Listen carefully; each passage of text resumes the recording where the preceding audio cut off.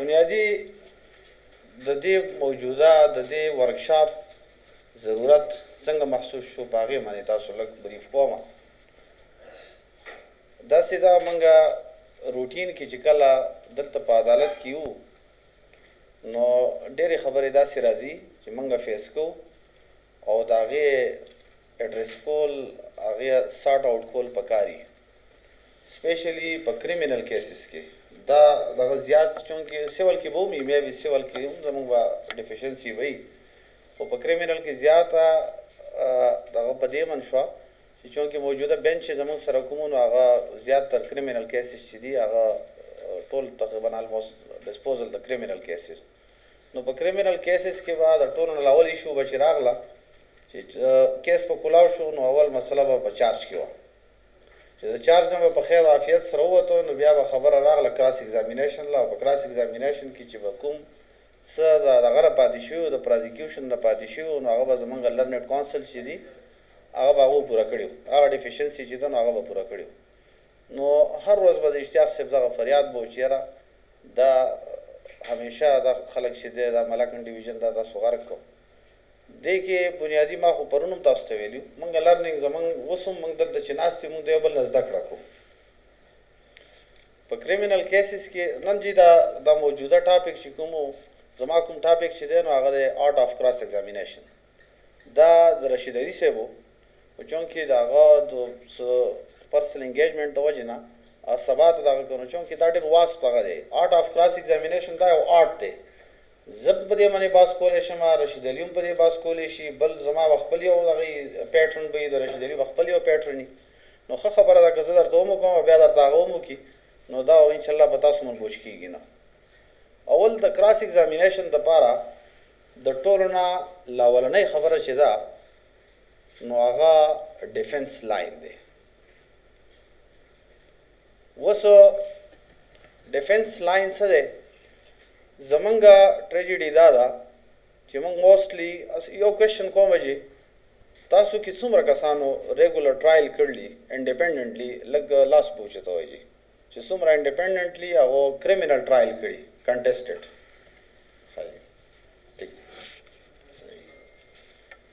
په دغه چې کوم سیلف ډیفنس چې کوم دا ساري ډیفنس پلی چې کومه ده نو طریقه کار دا دی چې کله تاله ایف آی آر راغی کیس ته راغی نو اول به خپل ایف آی آر به ریډ آوټ کړي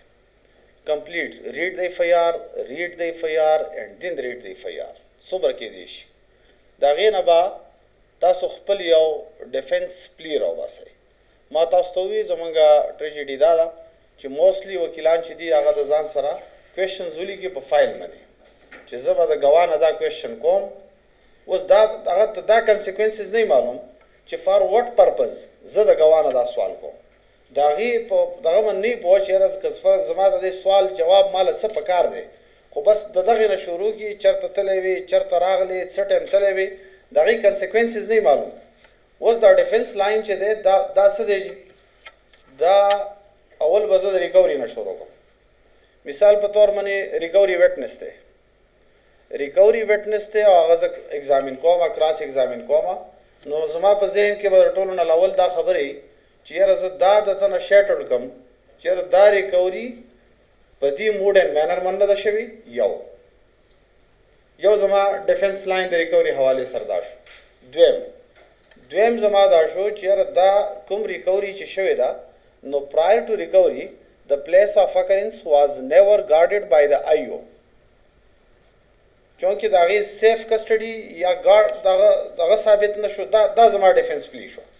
اوس دا ډیفنس پلی ډایرکټ داسې نه ده چې زه به د ګواه نه دا کراس کو دا سوال به د هغه نه کومه چې دا کوم پلیس آف اکرنس چې دی دیٹ واز ناٹ ګارډډ بای د IO دا کوېشن به زما دا نه د دې سره چې کوم انسیلري کوېشنز دي زه به د هغه نه دا کوېشن کوم مثال په طور باندې زه به هغه ته دا وایم چې ته چې کله موقع ته تلې نو ستا نه مخکې نور څوک پولیس دغلته تلي یا نو یا ستا نه مخکې څوک پرایویټ سړی دغلته تللی یا نو د هغې په پشت باندې فلسفه دا ده چې که فرض که زه ډایرکټ د تا نه دا کوېشنز وکړم چې تا دا ځای دغه کړی ګاډ کړی نو هغه خو لازم خبره ده چې هغه IO دی یا پولیس پولیس آفیسر دی داغه په نوټس کې بدایي چې یاره پکار دادا چې دا پلیس آف اکرنس چې دی دا زه ګارډ کوم چونکې دا کوېشن ما وکړو ما ډایرکټ کوېشن پوټ اپ کړه هغه ته هغه ما الرټ کو هغه لازم خبره ده چې هغه به ما ته دا انسر راکړي چې آو آی واز ګارډډ نو هغې په ځای باندې بهتره دا چې زه د هغه نه دا کوېشن وکړم چې تا ته مخکې لاول د ټولو نه لاول وقوعې ته څوک راورسېد بیا څوک راغی د هغې ته څه ټایم تللی وې ته چې تلې پلارې شی په څه ځای کې پروت و که فرض کړه دا الابوریشن د هغه نه زه راولم نو بیا به زه خپل په ارګومنټس کې هغه دا اسټبلش کوم چې دا جای وقوعه چې ده نو دا د انسپیکشن نه مخکې دیٹ واز ګارډډ بای د آی او یا لیټ سې زه د اکولر اکاؤنټ حوالې سره زه کراس ایگزامین زه خپل اکولر اکاؤنټ چې دی هغه کراس ایگزامین کوم د هغې دپاره اولنۍ خبره دا ده چې ما به کمپلیننټ چې دی هغه به ما ایگزامین کړی د کیس چې کوم کمپلیننټ دی هغه سره به زه ناست یم د هغه نه به ما ټول فیکټس اخیستي فیکټس به څه فیکټس په دا وي چې یاره دا جای وقوعه چېرته ده ستا کور چېرته دی دا کوم کس چې کومه خبره کوي دا ساري دا آی ویټنس د آی ویټنس چې کومه خبره کوي په دې کې حقیقت څومره دی دا ټول کلیریفیکیشن به ما د ملزم نه اخیستی نو که فرض که زه فیکچولی اکوپډ یم خپل په کیس باندې نو زه به د هغه نه تپوس بیا کوم هغه به زه لیډ کوم دې خبرې ته چې ته چې دا پلیس آف اکرنس کوم یادوي دا دغه نه دی کوم چې ته یادوي ځکه هغه به زه ما به مکمل د ملزم نه د هغې خپل دغه کړی ما خپل پرسپشن به د هغې کلیر کړی نو بنیادي خبره د کراس ایگزامینیشن دپاره بنیادي خبره چې ده نو هغه ستاسو ډیفنس لاین دی اوس ډیفنس لاین څه دی تاسو به یو بل خبرې ته هم فکر کړی چې موږ په کراس ایگزامینیشن کې دړادړ موږ سجیشن ورکوو اوس د سجیشن بنیادي اهمیت چې دی دغه سجیشن کوم سجیشن چې تاسو آی ویټنس ته پټ کوئ دیٹ ویل بی یور ډیفنس لاین مثال په طور باندې زه یو ګواه دی په هغه باندې زه کراس کوم او زه د هغه نه یو فیوریبل خبره راوباسل غواړم مثال په طور نایټ اکرنس دی او نایټ اکرنس په ریکارډ راغلی یو خبره چې یاره source of light has been mentioned in the مراسله report as well as in the site plan مثال په طور let's say او زه دا source of light چې دی نو زه دا شیټر کوم نو طریقه کار به زما طریقه کار به زما دی چې زه به لاول کوشش په دا زه کوم چې زه د هغه نه ډایرکټ کوېشنز په هغه باندې پوټ اپ نه کوم ځکه که زه ډایرکټ کوېشن په هغه باندې پوټ اپ کوم او هغه ماته په افرمیټیو کې ماته جواب راکوي نو مینینګ thereby that will be count an admission on behalf of me هغه زما په behalf باندې هغه admission راځي نو بهتره خبره دا ده چې په دې سیناریو کې چې زه ډایرکټ کوېشن د هغه نه پوټ اپ کوم زه انډایرکټ په هغه باندې کوېشن پوټ اپ کوم د هغې ریزن دا دی چې کراس ایگزامینیشن چې دی هغه ډبل ایج ویپن دی بعضې خبرې ډېرې داسې دي په کریمینل کیسز کې کله چې تاسو کریمینل کیسز راوالی او انټایرلی فایل خپل وګورئ نو there are certain inherent defects inherent defects لفظ inherent defects چې دی دا په هر یو کیس کې هغه inherent defects داسې دي چې هغه په فایل باندې ایگزیسټ کوي که فرض کړه ته یې وچېړې ډیورینګ کراس ایگزامینیشن ته هغه inherent defects چې دي هغه وچېړې نو د هغې نقصان څه وشي چې ستا په فیور کې کومه خبره ده نو هغه ته په خپله الابوریټ کړي او هغه آی ویټنس چې دی یا بل کوم اکاؤنټ چې دی هغه تا ته الابوریټ کړي مثال په طور باندې په یو کیس دی نایټ اکرنس دی سورس آف لایټ مینشن نه دی source of light mention نشو meaning thereby that there is inherent defect was the inherent defect څه دی دا source of light نه mention کول چې دی دا by itself inherent defect دی اوس زه لګېدلی یم په ګواه پسې او دو چې inherent defect زما سره په فایل باندې exist کوي خو د هغې باوجود زه په هغه باندې یو کوېشن چې دی هغه پوټ اپ کوم چې یاره دا ټیک ده چې یاره دا source of light چې دی that has not been mentioned او هغه ماله د هغې جواب راکوي چې نه دا خو دې کې منشن نه دی خو هلته کې ما آیو ته ښودلی و نو چې زما په پارټ باندې کوم لوپ هول دی هغه زه خپل په پارټ سبسیکوینټلی چې دی نو هغه زه کلیریفای کوم ګواه ما ته کلیریفای کړي نو د ټولو نه اولنۍ خبره د کراس ایگزامینیشن کې د ټولو نه اولنۍ خبره دا ده چې تاسو ته خپل ډیفنس لاین موجودي بل د ډیفنس لاین نه په کنټینیویشن کې دا خبره لازم ده چې کوم سجیشن چې دی سجیشن دا دی چې ما ته یو فیوریبل آنسر میلاو نه شو زه غواړم د ګوانه چې ما ته یو فیوریبل آنسر میلاو شي هغه فیوریبل آنسر ما ته میلاو نه شو نو بیا پکار دا ده چې زما چې کوم سټانس دی هغه زه خپل په سجیشن کې هغه ګواه ته کېدم چې د دې خبرې نه زما مقصد دا و مثال په طور باندې زه په یو ګواه باندې کراس کوم او ډیورینګ کراس ایگزامینیشن زه هغه ته هلته موجود نه وي زه وایم ته دغلته موجود نه وي او دی ما ته وایي نه زه موجود یم نو زه خو به د ده نه نریشن ولیکم چې مې موقع پې موجود ده خو زه به آخر کې بیا ولیکم چې it is incorrect to suggest that I was not present at the spot ځکه چې زما د دې سوال نه مقصد زما دا و چې یاره دی دغلته موجود نه و ده چې خپل کوم الابوریشن راکړه دا د خپل دی خو دی پخپله موجود نه و دلته نو یو بنیادي خبره د کراس ایگزامینیشن دپاره بنیادي خبره دا ده چې تاسو سره به ډیفنس لاین چې دی هغه به خامخی اوس کراس ایگزامینیشن کې سټیټمنټ چې کله ریکارډ کېږي زیاتر میجارټي کیسز کې دا خبره نوٹ کړئ ځان سره چې په میجارټي کیسز کې کنفرنٹ کول چې دي هغه موږ ایوایډ کوو څلور قسم سټیټمنټ چې دي هغه په کوټ کې ریکارډ کېږي یو سټیټمنټ چې دی هغه دی 161 CRPC یو دی 164 CRPC یو چې 512 CRPC or your other statement that was recorded in the trial in connection of co-accused who was earlier arrested by the investigation officer. کوم چې په یو کیس کې مثال په تور باندې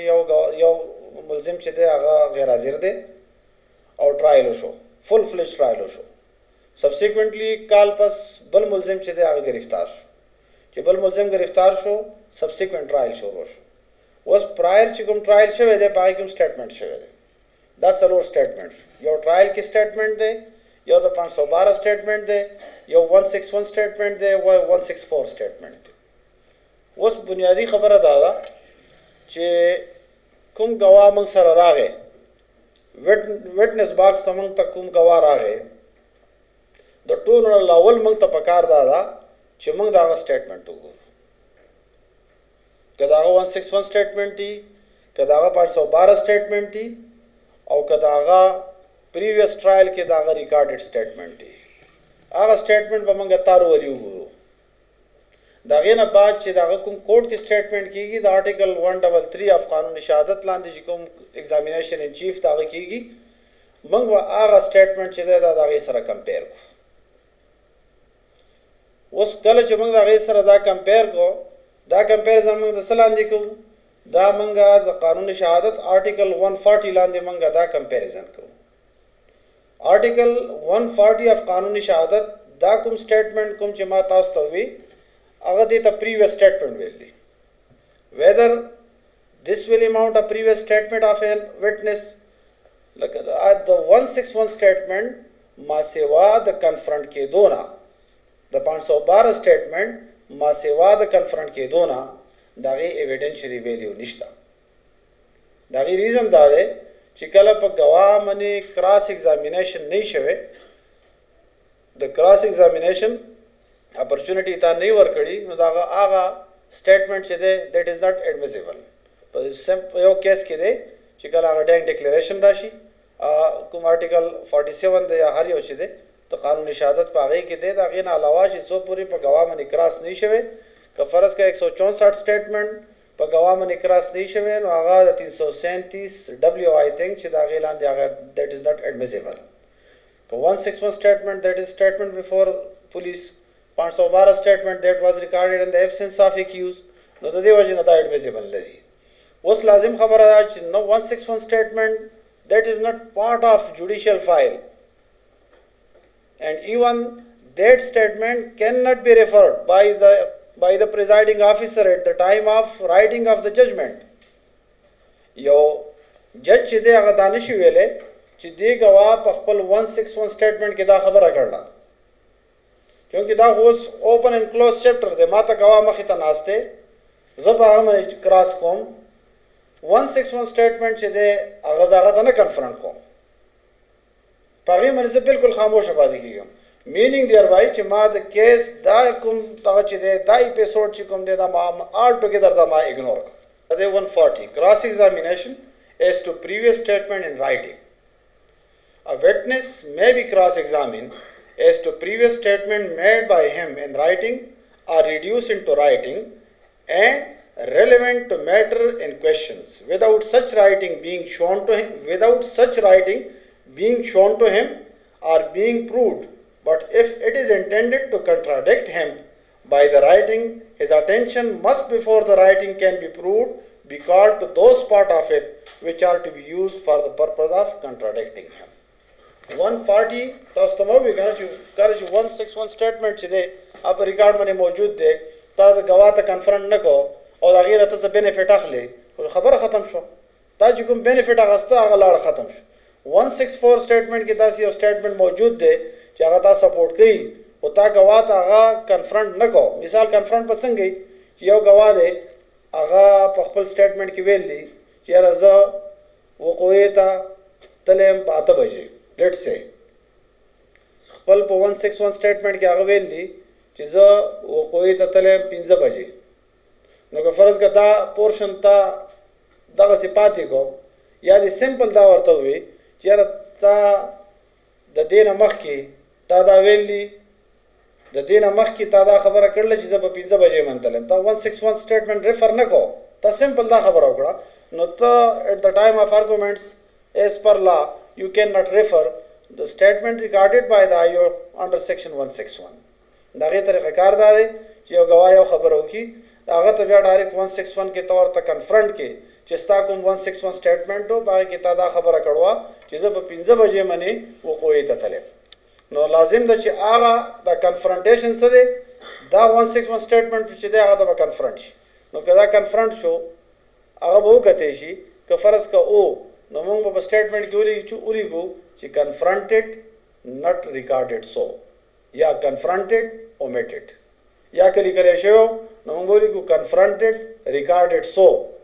نٹ ریکارډډ سو ریکارډډ سو نو د دې پرپس څه دی چې که فرض که سبا زه آرګومنټس کوم او زه د هغه پریویس سټیټمنټ د هغه د موجوده د کوډ سټیټمنټ سره کنټراډکټ کوم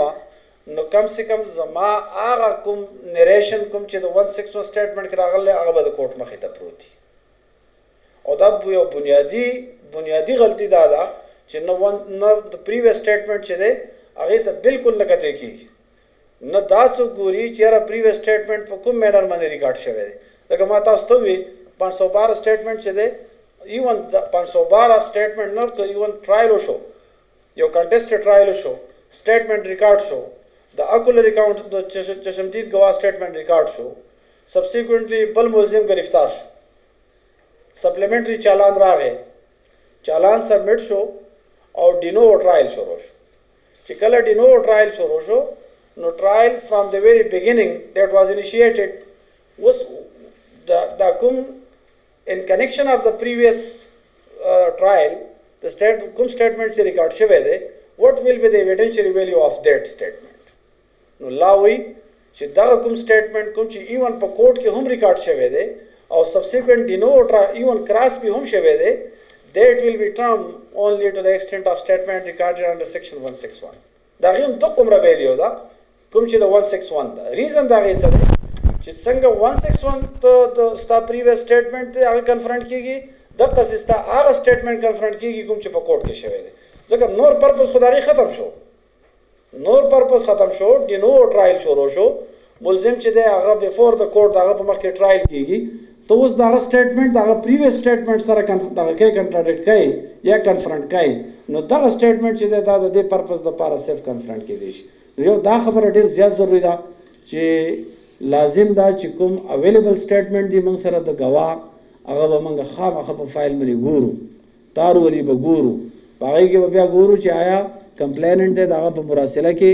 او د هغه په پریویس سټیټمنټ کې څه داسې څه کنټراډکشن شته که نشتي که ای نو بیا پکار دا ده چې هغه موږ باقاعده هغه سره کنفرنټ کړو یوه دویمه خبره ده چې یو ډیفنس لاین دا ضروري دی فرام د په کریمینل کیسز کې د ټولو نه اول خبره دا ده چې چې دا به تا اټ ارلیسټ دا دغه به تا اټ ارلیسټ اغوستې. دا پلی چې دا به ستا په بیلیټ سټیج باندې نه وي چې تا یو پلی اغوستې ده in the shape of نقل مد یا in the shape of independent FIR meaning thereby چې هغه دغه ستا پلی ده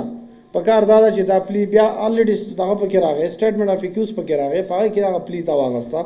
نو why not put that plea before the ocular account of another case. په کار خدا ده چې کوم زما پلی ده زه په هغې باندې اډ پاتې شم. لکه ډینایل دا ضروري نه ده چې په هر یو کیسز کې به ته ډینایل کوي. په کار دا په تا باندې کراس کیس نشتی نو بیا په کار هغه چې دی نو برډن چې دی هغه په پروزیکیوشن دی هغه به ثابتوي. او چې کراس کیس دی او ته خپل موډ اینډ مینر چې دی هغه په یو دغه باندې عدالت مخې ته ښوده غواړي او ایویډنس تا سره شته نو بیا خو په کار دا ده چې هغه موډ اینډ مینر چې دی هغه ته کورټ ته اسټابلیش کړي ثابت کړي ورته. تر څومره حده پورې په دغه ګواه باندې د کراس خبره ده نو هغې کې بیا بنیادي خبره ده چې دا ډیټرمینیشن کول دي چې اګریشن اګریسټ اپان دا ډیټرمینیشن کول دي. پرون ماشین محمد خان نه یو کوېشن وکړو زه نن پورې په هغې هم کلیر نه یم. بنیادي اوس کراس کیسز دي نوی چې کوم ټرنډ دی نوی موجوده په کراس کیسز کې یو سړی راغی راپورټ یې وکړو FIR درج شو. اوس د ده سټیټس څه دی دی کمپلیننټ دی چا چې راپورټ کړلی دی کمپلیننټ دی. په FIR کې یو ملزم دی هغه خلاف دی راپورټ کوي دی ملزم شو دی بل خبرې لا نه ځو عدالت ته چالان راغی کوर्ट چې دی هغه چارج فریم کو. اوس دا چارج چې دی فریم کوي دی هیډ لاندې 302 لاندې دا چارج فریم کو دا ملزم دی د خلاف چارج فریم کو 302 کې ملزم دی که نه.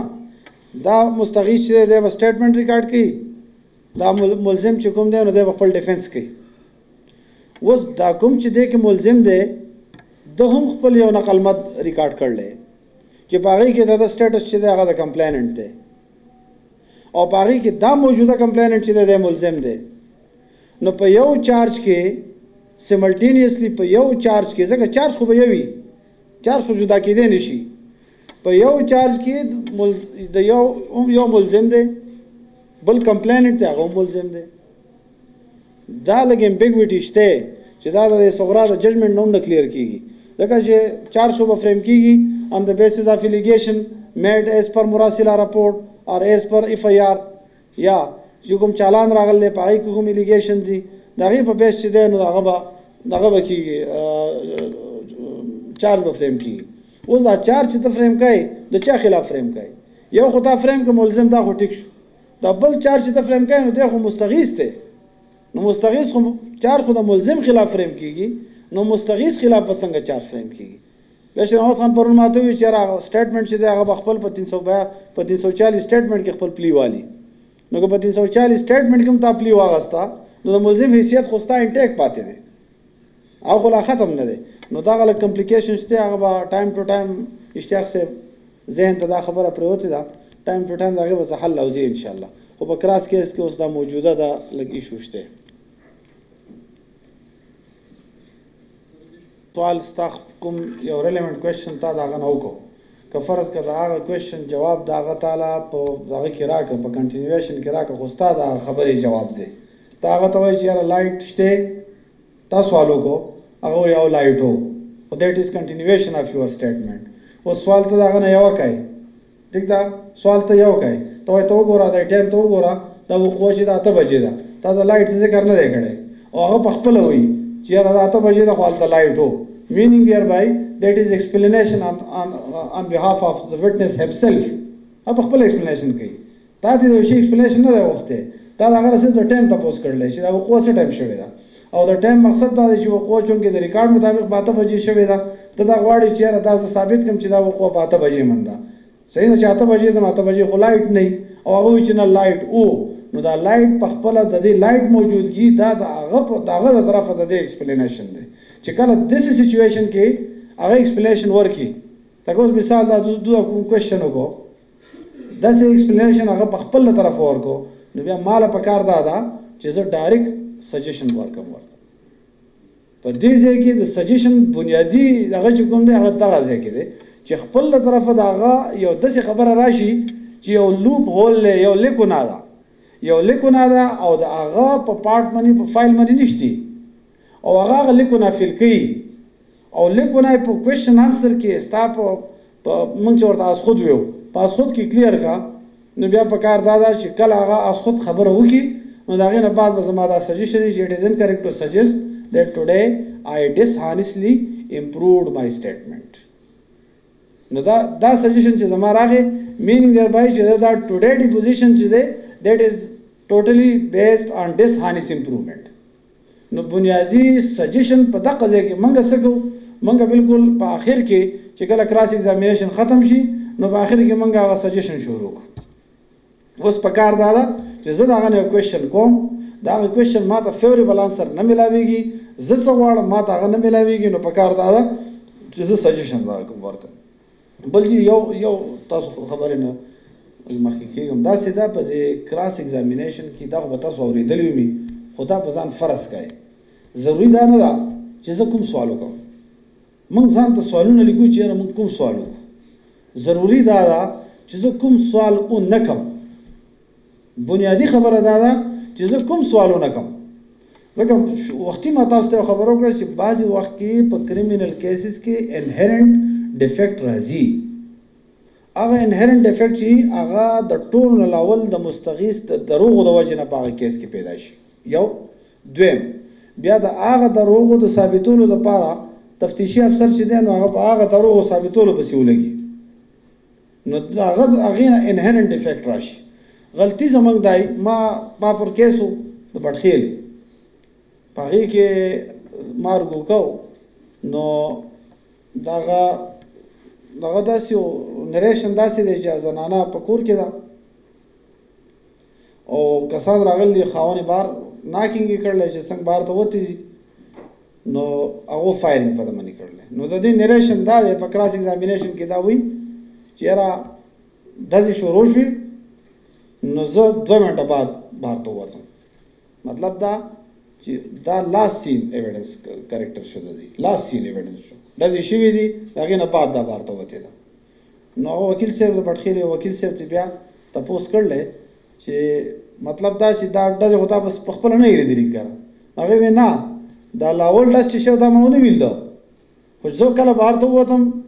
دی ما د دغه نه راوچت کړه د دې لختي نه ما راوچت کړه نو نورې ډزې زما په مخکې وشو نو که فرض کړه دا دویم تپوس تا نه وی کړی او دا لاولنۍ خبره دې پرېښې وې چې کله ډزې شروع شوې نو د ډزې د شروع کېدو نه 2 منټه بعد زه د کوره ووتم نو مینینګ دی اربای چې ته 2 منټه بعد ووتې خو ته وټنس نه شوې کنه نو که په دغه ځای دا خبره پاتې شوې وې او مخکې نه وې تللی نو د هغې به ملزم ته فایده وه خو بعضې خبره زمونږ دا دغې چې ما تاسو ته ووي که نه په کراس ایگزامینیشن باندې یو کیس نه خرابېږي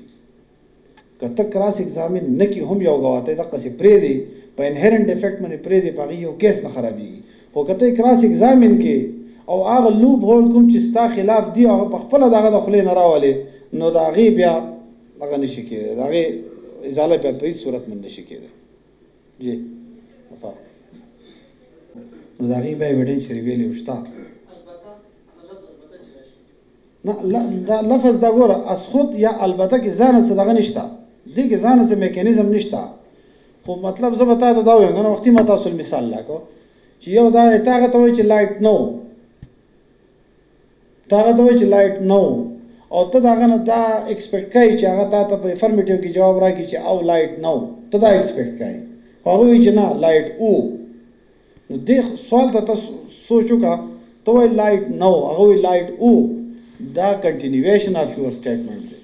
دا که تاسو خود راولي که البته راولي دیٹ ول اماؤنٹ ایڈمیشن آن یور پارٹ ځکه چې تا په خپله دغه په خوله کې خبره کېښوده بځای د دې چې ته د هغه باندې ډایرکټ کوېشن کوې د ډایرکټ کوېشن ضرورت څه دی ګوره ټول همیشه په کریمینل کیسز کې دا ټول فیکچوال دغه دی اشتیاق صاحب وایي د کریمینل کیس مثال چې دا سیکل دی دا سیکل چې یو بیا زده شي که نه بیا پرې ګرځوئ دا بیا هېرېږي نه سړي نه کریمینل وکالت ټول فیکچوال وکالت دی د ټول نه لړول به ځان په فیکټس باندې پوه کوئ چې کله تاسو فیکټس یو ایکسپیرینس زما خپل ایکسپیرینس دا دی او زه غواړم دا چې یاره زه خپل شاګردانو ته اکثر وایم تاسو ته هم دا وایم یو فایل راوالی فایل او انډیکس جوړ کړئ دا دغه ما خپل استاد نه زده کړلی د رضا الله وکیل صاحب نه انډیکس یو انډیکس تاسو جوړ کو دا انډیکس په څنګه دا فایل چې دا ځان ته کولاو کوي مکمل ان ټیک کوي دا ټیک تلر کوي ون بای ون دا یو پیج چې دا وګورئ د دې بریف ځان په دې یو پیج باندې ځان ته په دې بریف ولیکئ مراسله چا کړله گواه ریکوري د چا په مخ کې شوې ده آی وټنس څوک دي اکرنس کله شوې ده رپورټ کله شوې ده سپاټ نس ریکوري ده د ملزم څومره عمر ده د مستغیث څومره عمر ده دا ټول تاسو دا فیکټ چې دا راغونډ کړئ دا فیکټ چې تاسو راغونډ کړئ تاسو سره دا ټول فایل چې دی دا په دې یو کاغذ باندې پروت دی دا ټول فایل تاسو په دې یو کاغذ باندې پروت دی یو فایل تاسو ون بای ون یو پیج تارو ولې وګورئ نو تاسو کې به یو خو بس تاسو کانفیډنس لیول چې دی هغه به هم های شي د کراس لپاره د ټولو نه بنیادي خبره ستا کانفیډنس لیول دی یو دویم ستا د فیکچولی ستا د وقوعي حوالې سره ستا پوهه ده چې ته په هغې پوه چې فیکچولی ته اکوپډ چې دا اکچولی څه شوي دي چې کله دا خبرې وي نو تا کې به کانفیډنس لیول به ستا های کېږي ته به امپروو کېږي درېیمه خبره دا ده چې ګواه چې دی نو د هغه په سترګو کې سترګې به میلاوئ چې د ګواه په سترګو کې سترګې ته میلاو کړي بل ډایرکټ کوېشن چېرته مه کوئ یو شی الریډي په ریکارډ باندې شته الریډي پروت دی او هغه تا فیور کوي نو د ډایرکټ کوېشن ضرورت څه دی اوس فرق تاسو انډیکس جوړ کړو د انډیکس په تاسو ته څه فایده وشي تاسو ته به دا اندازه ولګي چې یاره دا ډیپوزیشن د دې ګواه ډیپوزیشن کېږي د دې ګواه ډیپوزیشن چې کېږي نو څه د ده دپاره به څه اهمي دی به خپل په ډیپوزیشن کې څه وایي که ته د پروزیکیوشن نه خو تا ته به اندازه ولګي چې یاره د دې ګواه څه ډیپوزیشن دی که ته د ډیفنس نه تا ته به اندازه ولګي چې یاره ما له څه ډیفنس په دې ګواه باندې پکار دی چې هغه برابر کړم خو بنیادي خبره چې ده هغه ستا ډیفنس لاین دی چې هغه ډیفنس لاین به همیشه ستا په ذهن کې او که ډیفنس لاین نه او یو غر او بل غر دغه کوي نو سوال نه پیدا کېږي ستا په هغه کراس ایگزامینیشن کې به څه قسم دغه به نه وي جان به په هغې کې نه وي